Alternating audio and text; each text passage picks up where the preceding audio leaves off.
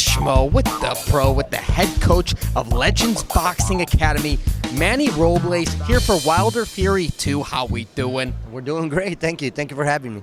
Appreciate you. Now, you were the longtime trainer of Andy Ruiz. You were there for the up when he shocked the world against Anthony Joshua, and then for the come down, man. It's been a few months now. How's life changed for you, Coach? I'm still the same person. I'm still at the gym doing what I do and doing what I love, which is boxing. I'm here today, and we got Charles Martin fighting Saturday night, so we're looking forward to that. Charles Martin, he's on the card.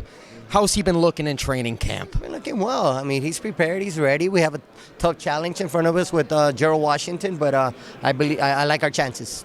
The Prince wants the jewelry. He wants the crown. Absolutely. There's a title eliminator, so it's a big deal.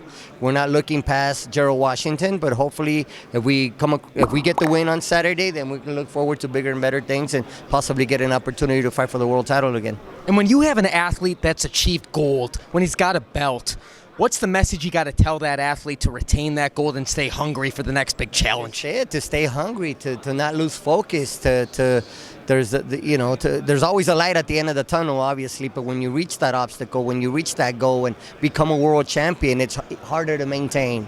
So once you get there, you just got to stay disciplined, stay hungry, stay grounded, and not lose focus. Listen, I believe Kubrat Pulev is next in line against Anthony Joshua. You've seen him. You were the last match up and close. Correct. What would be the strategy against Anthony Joshua now that you've got to see him twice? Well, I believe he did a great job in the second fight with Andy Ruiz by boxing. I want to think that he's going to continue along the same path, and particularly with a fighter like Pulev. If he does that, then I think you'll be able to see him win either maybe knockout in the later rounds or unanimous decision. What would you like to see next for Andy Ruiz?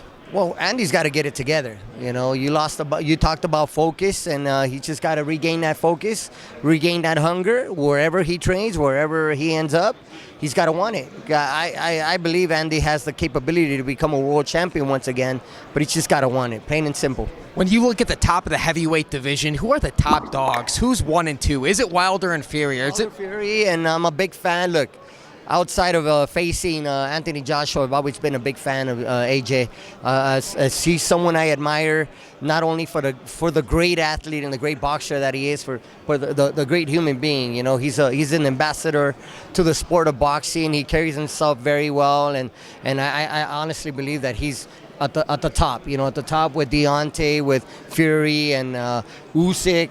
You know, and AJ and Andy Ruiz as well.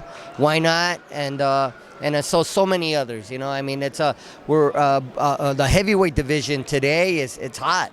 Yeah. It's hot, man. I mean, it's got a lot of great talent. So, you know, we'll be able to witness a great fight come Saturday night with the rematch, and I know we're all gonna walk away satisfied.